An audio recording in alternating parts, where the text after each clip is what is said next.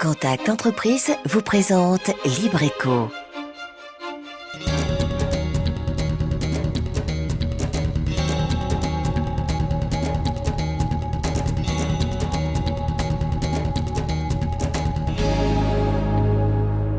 Salut à tous, c'est LibreEco. Comme chaque mercredi, on se retrouve pour découvrir une entreprise de Lille, aller à la rencontre de ceux et celles qui la font vivre.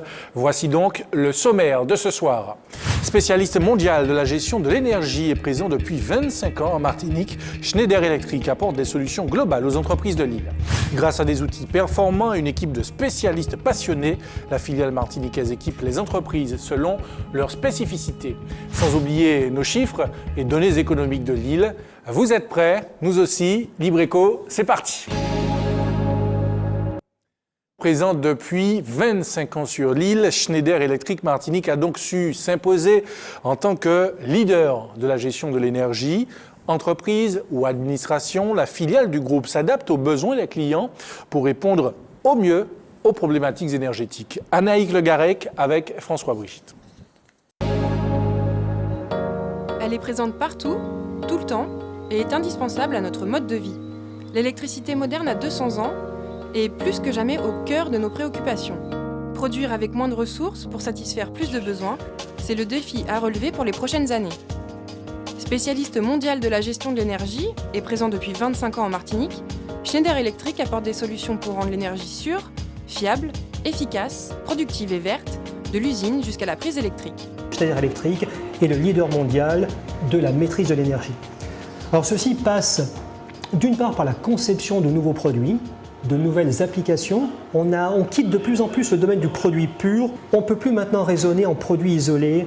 On est dans un domaine où la mise en réseau, l'interconnectivité, la communication entre les produits est indispensable de façon à optimiser justement le circuit entre la production d'énergie et sa consommation. Avec plus de 175 ans d'expertise, Schneider Electric Martinique a mis en place des outils performants et propose à ses clients des solutions adaptées aux besoins. Et justement, la station de pompage d'eau de Châteauboeuf a fait appel à Schneider Electric pour faire face à une problématique bien particulière, l'économie d'énergie. Comme nous sommes sur une station de pompage, nous avons donc des pompes électriques et nous avons travaillé sur l'économie d'énergie pour réduire la consommation des pompes. Donc nous avons mis en place ce qu'on appelle des variateurs de vitesse qui permettent de moduler la consommation d'énergie électrique suivant les besoins. Et on a également aussi on a installé un compensateur d'énergie réactive qui permet en fait de faire des économies d'énergie sur le site installé. Alors les bénéfices pour l'installation, typiquement un variateur de vitesse va économiser entre 20 et 30% d'énergie électrique par rapport à une solution standard. Et un compensateur d'énergie va économiser à peu près 10%. Et bien sûr, ça se cumule. Performant en matière d'économie d'énergie, Schneider Electric possède des compétences bien plus larges. Nous sommes au centre de valorisation organique du Robert. Ce site récolte des déchets organiques pour ensuite les transformer en électricité. Cette activité étant très gourmande en énergie, Schneider Electric a installé une solution qui permet de transformer la très haute tension en basse tension. La particularité de ce site, c'était qu'il était déjà existant et il y a eu une augmentation de puissance pour pouvoir répondre aux nouveaux besoins, une augmentation de capacité. Et il a donc fallu faire évoluer l'installation en s'intégrant dans un contexte existant. Nous avons derrière moi un transformateur qui permet de transformer l'énergie électrique de haute tension vers la basse tension. Donc c'est quand même un transformateur de puissance assez conséquente puisqu'il permettrait d'alimenter plusieurs centaines de foyers.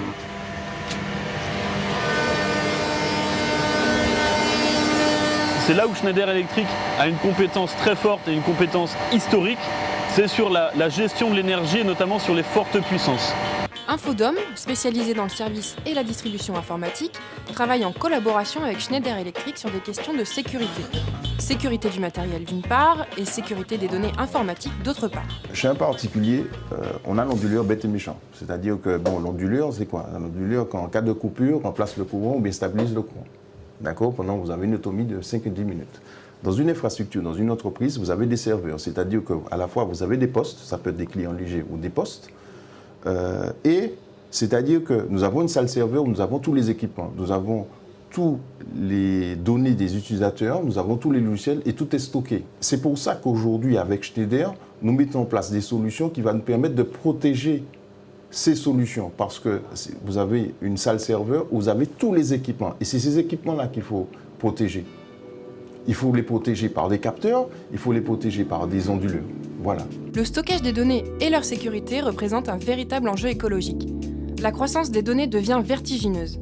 Par exemple, Google a multiplié par 45 ses serveurs en 5 ans, alors que 3% de la consommation électrique mondiale est utilisée par le fonctionnement de ces centres de traitement des données. Il devient donc essentiel de proposer des solutions adaptées à ces nouveaux enjeux. Voilà, très enrichissant tout ça. Et pour aller plus loin avec nous en plateau, Monsieur Jacques Francescato, bonsoir et merci d'être avec nous. Vous êtes donc le responsable de la zone Caraïbes à Schneider Electric. Alors d'abord, pour vous demander comment a évolué cette grande dame ici en Martinique qui a déjà 25 ans. Alors, elle a plus de 25 ans. Elle a plus de 25 ans. Alors c'est une grande dame, certes, grande dame parce qu'elle a plus de 75 ans. Elle a été créée en 1836. En fait, Schneider est présent en Martinique depuis toujours, à travers des représentants, des agents ou des représentants locaux. Mais ça depuis toujours, depuis que Schneider existe à travers ses principales marques, qui sont Merlin, Gerin et Télémécanique. Ça, je pense que ce sont des noms qui parleront à beaucoup de nos téléspectateurs. Schneider est présent. Alors, il est vrai qu'on s'est installé en propre, en tant que filiale, il y a à peu près 25 ans. Et la filiale martiniquaise s'encadre dans un réseau de filiales que Schneider a implanté dans toute la zone Caraïbes, depuis Cuba, la République dominicaine, la Guadeloupe, bien sûr, la Guyane. Voilà. Donc, un réseau très vaste. Le réseau caribéen de Schneider Electric. Et pour revenir chez nous, justement, qu'est-ce qui a marqué le développement, la progression ici en Martinique au cours des dernières années? Alors, la progression de Schneider Electric ou Mais vous savez, la progression de Schneider Electric est liée à la progression de la problématique énergétique. C'est ça. Voilà. Donc, nous sommes vraiment au cœur de cette problématique qu'on appelle la problématique et le dilemme énergétique. Et la Martinique, au même titre que n'importe quel autre pays, répond à ce besoin et doit affronter un grand dilemme qu'on a tous en face de nous. C'est ça. Alors, on est dans un domaine où les technologies évoluent vite, hein, on l'a vu, vous avez des collaborateurs qui maîtrisent finalement ce domaine. Est-ce que vous arrivez à suivre finalement l'évolution, la progression au fil des années? Nous y sommes contraints, et c'est ce qui fait notre passion. Alors c'est vrai que c'est un domaine très très technique, hein, d'autant plus que l'électricité n'est plus l'électricité d'il y a 200 ans, hein, l'électricité moderne. L'électricité maintenant, c'est l'immission dans l'électricité traditionnelle des techniques de communication, de mise en réseau, de l'informatisation. Donc c'est un domaine qui est passionnant. Il est vrai, très très technique. Alors, lorsque l'on parle d'économie d'énergie chez nous, est-ce que selon vous, c'est un réflexe qui est bien acquis par la population? Alors, l'économie d'énergie... Alors, d'abord, l'énergie, il faut la produire. La production d'énergie sur notre île est encore, dans une très grande partie, une production d'origine d'énergie fossile. Pétrole principalement, qui représente, je crois qu'on... 97%, on va le voir justement sur un chiffre, 97% contre 2% seulement aux ressources renouvelables locales. Oui, avec la mise en service des dernières installations, on doit être à 3% d'énergie renouvelable, qui sont principalement l'énergie solaire. Il y a des fermes solaires qu'on peut voir le long des voies rapides. Il y a quelques éoliennes. Mais il est vrai qu'il y a encore, la Martinique offre un potentiel, il y a encore un potentiel d'énergie renouvelable énorme. La Martinique a la chance d'avoir tous les atouts pour vraiment pouvoir se développer de façon très énergique, je dirais, dans ce domaine des énergies renouvelables. Parce qu'on l'a déjà dit, mais il est peut-être important de le rappeler, quel est l'enjeu énergétique en Martinique? Le même que partout ailleurs, il est crucial. Je vais vous citer peut-être quelques statistiques. Alors, la Martinique est une île où la densité de population est importante. La Martinique n'est pas une ville, mais ce n'est pas, je dirais, les grands plateaux ou les grandes plaines d'Asie centrale. 2 mots. 2% de la population les villes représentent 2% de la surface de la Terre. Et dans ces 2% de surface, résideront dans quelques années 70% de la population mondiale. 70%, c'est énorme. Et ces 70% de personnes consommeront 80% de l'énergie mondiale. Donc le défi de demain, donc le défi de la Martinique, il est dans les villes, principalement. Alors, est-ce qu'on peut illustrer cette donnée, cette problématique, par un exemple dans le bâtiment, lorsqu'on parle d'enjeux énergétiques, concrètement? Alors, l'enjeu énergétique, il est de partout. il est de partout autour de nous. Nous, vous, nous vivons dans des maisons. Ça nous concerne tous, dans notre quotidien. Ça nous concerne tous. Bon, je dirais que l'illustration la plus simple, c'est que nous habitons tous dans un appartement, dans une maison. Et l'économie bas d'énergie, elle est présente à n'importe quel moment. Et elle peut, je dirais, on peut la potentialiser par de multiples actions. Alors déjà, par une prise de conscience. C'est le plus important parce que, bon, c'est un mot que nos politiques emploient souvent, mais l'énergie la moins chère est l'énergie que l'on ne consomme pas. Évidemment. D'accord ? Et consommer moins, c'est consommer mieux. Et ça passe par la détection. Il faut, pour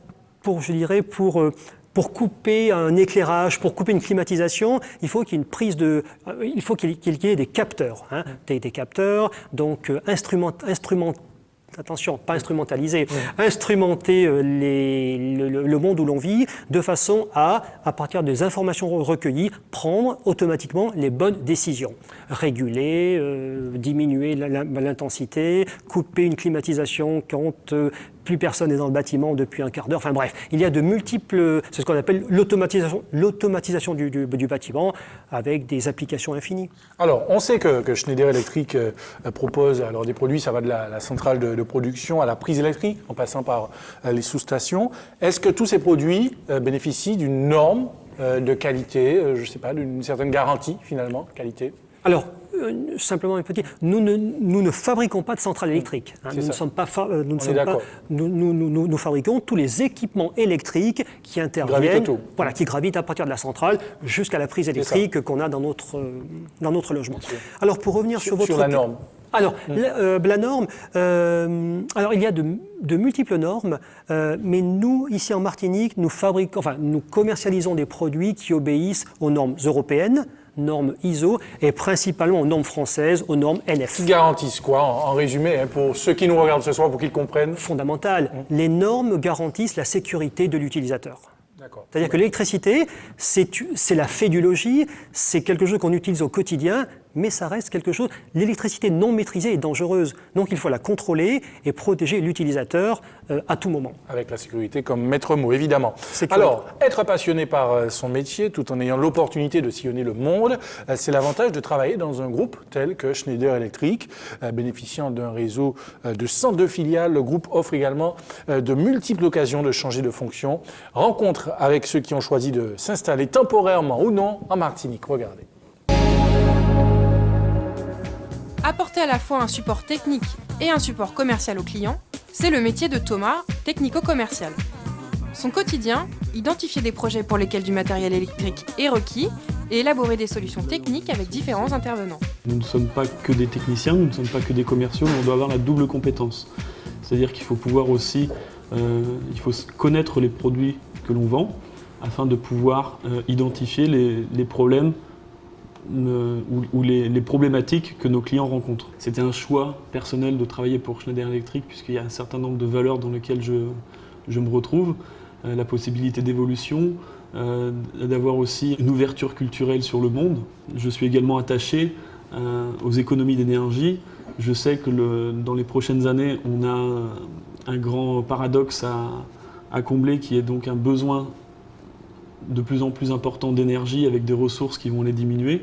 Et donc justement, c'est assez intéressant d'un point de vue technique de trouver des solutions pour répondre à ces besoins.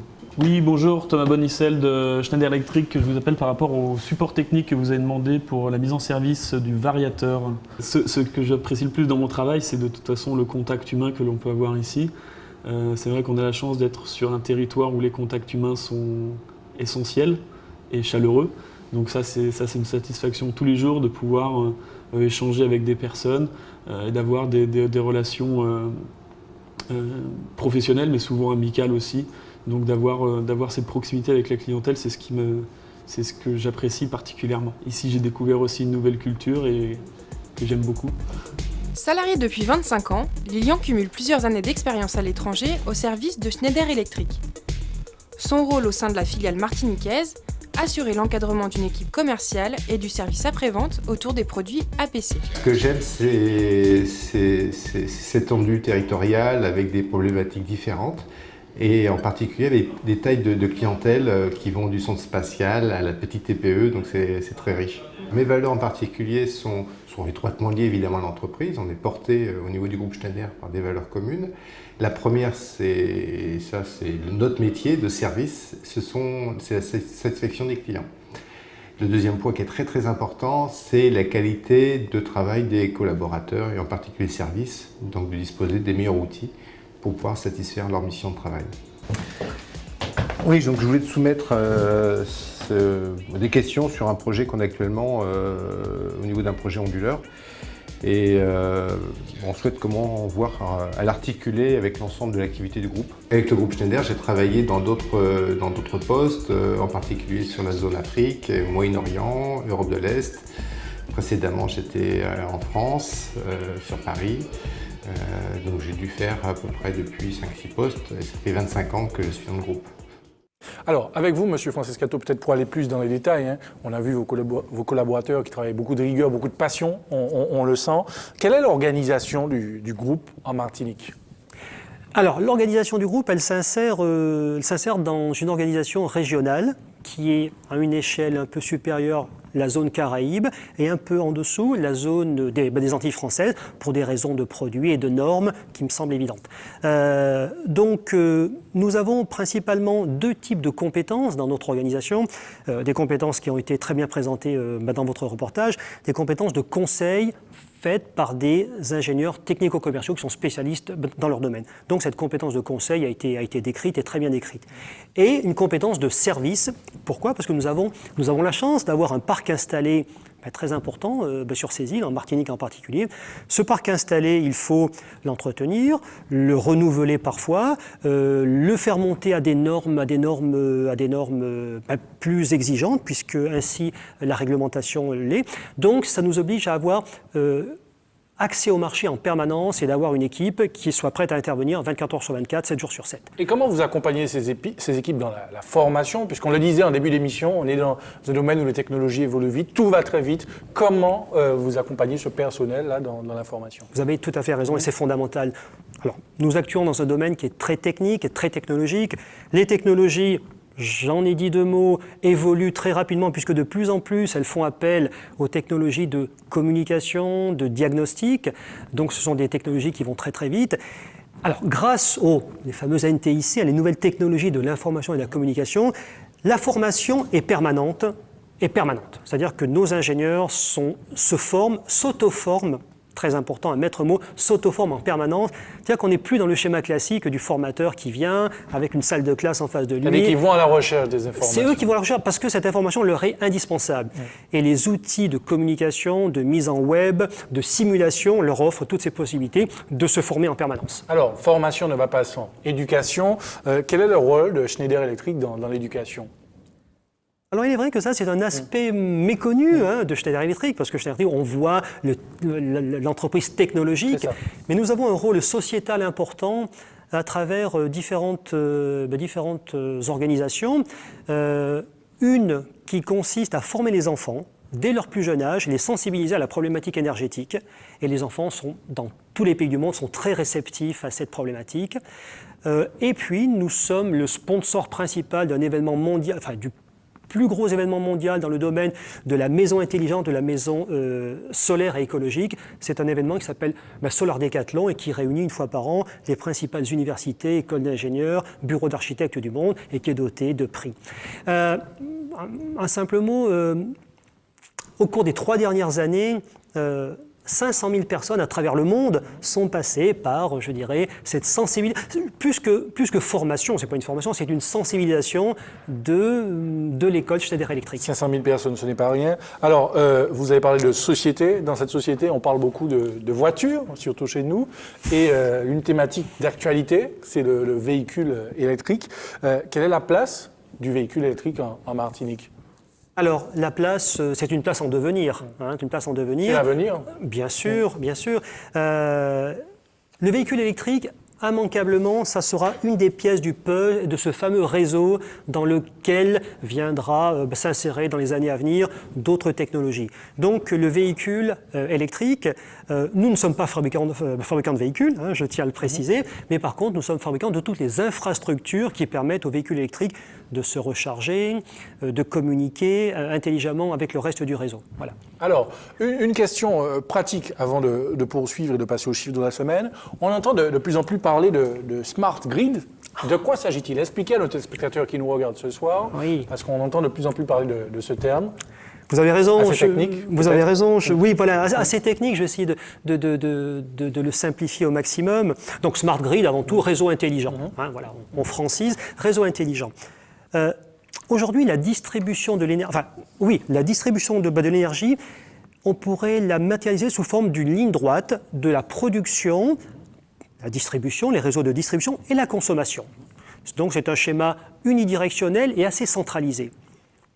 Demain, du fait de la multiplicité de sources de production différentes, qui sont bien sûr les sources de production traditionnelles, mais aussi demain la biomasse, les microcentrales hydrauliques, le solaire, l'éolien, tout ceci devra travailler en réseau et, la pièce la plus importante, le consommateur. C'est-à-dire que demain, le consommateur sera un acteur de cet équilibre entre production et consommation.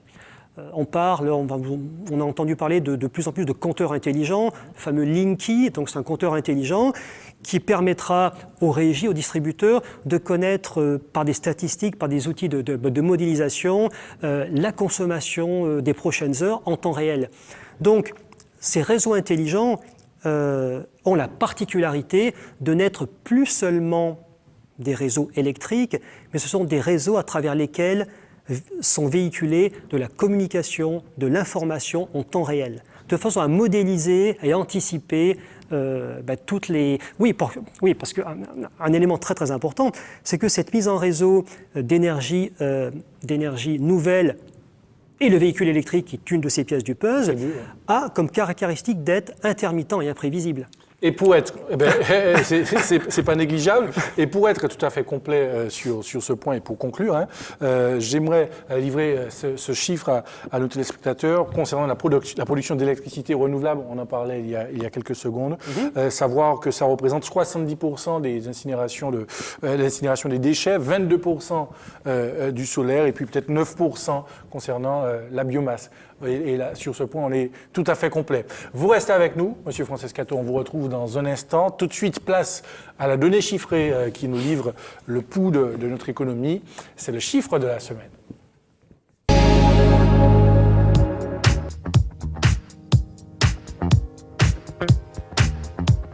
Moins 8,9, c'est la baisse constatée sur le nombre d'immatriculations d'automobiles de tourisme entre le 1er janvier 2013 et fin août 2013 par rapport à la même période de 2012. 6068 véhicules de tourisme ont été immatriculés. Depuis 2010, la baisse est continue en Martinique pour ce sous-secteur du commerce et il en est de même pour les véhicules utilitaires. La consommation des ménages, moteur traditionnel de la croissance de l'économie martiniquaise, ne joue plus ce rôle depuis 2009. Et on poursuit maintenant, comme tous les mercredis, Libreco vous invite à découvrir un concept innovant. La réussite d'un porteur de projet, c'est le bon plan de la semaine. Le commerce équitable n'est maintenant plus une curiosité, il suscite un intérêt croissant auprès de consommateurs qui veulent consommer autrement.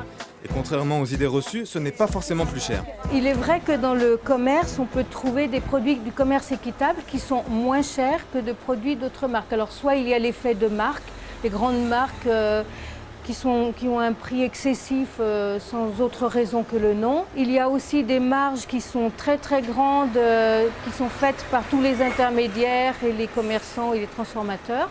Le commerce équitable, lui, c'est stable. Il paye convenablement les producteurs, il y a la prime et il doit être équitable aussi pour le consommateur. Depuis 2007, l'association Made in Équitable fait la promotion du commerce équitable en Martinique. Présente dans les foires, les écoles, elle organise aussi le festival Madisolide chaque année en novembre. Elle cherche toujours à multiplier les points de vente, comme à Saint-Pierre dans la boutique Kai Bambou. Les commerces équitables, c'est vraiment un coup de cœur pour moi dans ma boutique, effectivement. J'ai des gens qui viennent de loin pour trouver des produits équitables. C'est vrai qu'ils commencent à être plus connus qu'avant. Quand je suis arrivée à Martinique, au mai début des produits équitables, il y avait pratiquement personne qui avait entendu parler du commerce équitable. Et beaucoup de gens n'avaient pas entendu parler de l'exploitation. Aussi, ils n'étaient pas au courant de toutes les horreurs qu'il y a derrière les commerces traditionnels. Au jour d'aujourd'hui, je pense que de plus en plus de gens sont au courant, mais il y en a beaucoup qui ne sont pas encore sensibilisés. Ces bâtonnets d'encens sont fabriqués en Inde de façon artisanale et à la main par des femmes qui se sont regroupées en coopérative. Alors ces femmes, elles ont un point commun, c'est que toutes ont été rejetées par leur belle famille. On sait que la condition des femmes en Inde, c'est assez peu enviable. Certaines sont mutilées, certaines sont rejetées. Et pour survivre, elles n'ont pas d'autre moyen que la mendicité ou la prostitution. Donc là, elles ont choisi une troisième voie, c'est de s'en sortir économiquement en travaillant. Et elles ont créé cette coopérative de produits chimiques.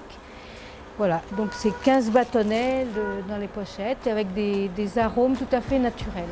À l'heure de la transparence à tous les étages, voici donc de véritables histoires sur vos étalages.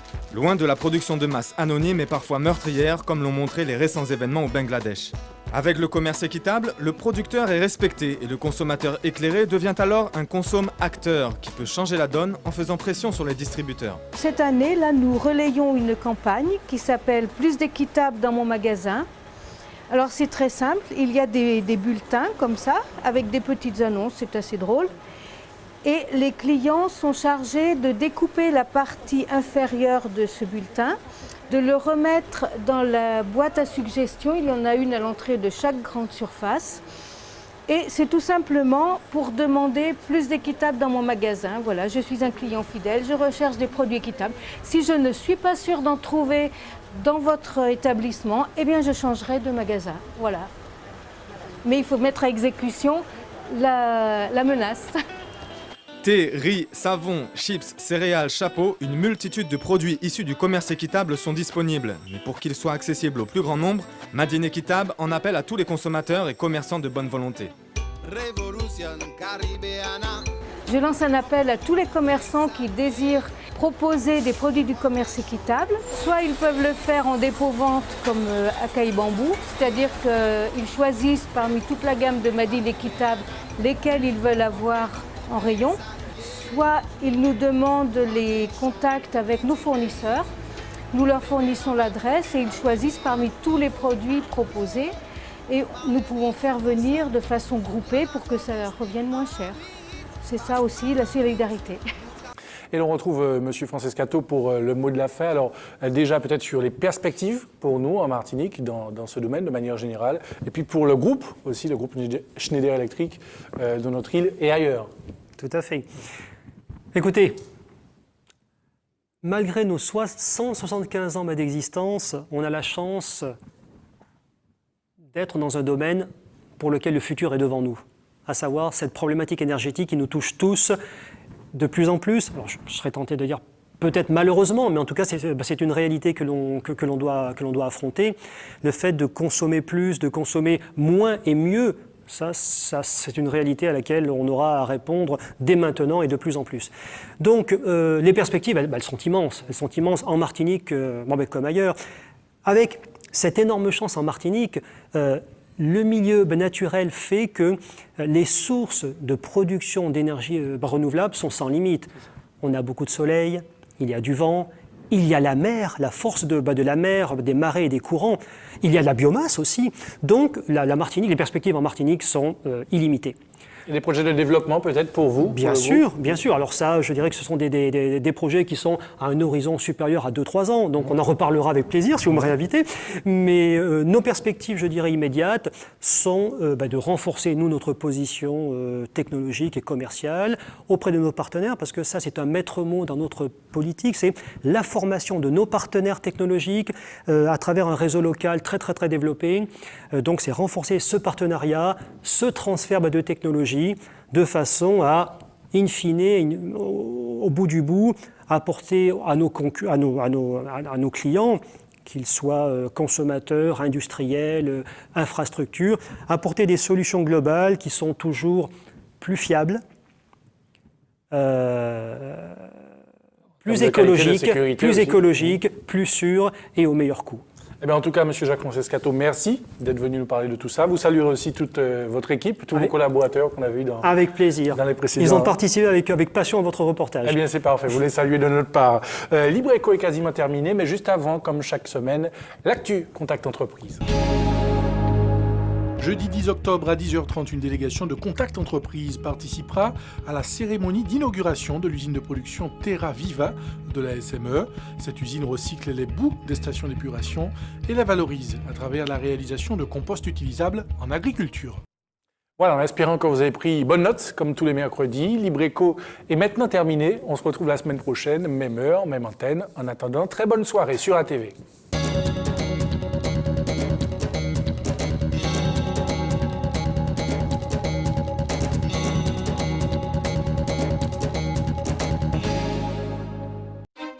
Contact Entreprise vous a présenté Libre Éco.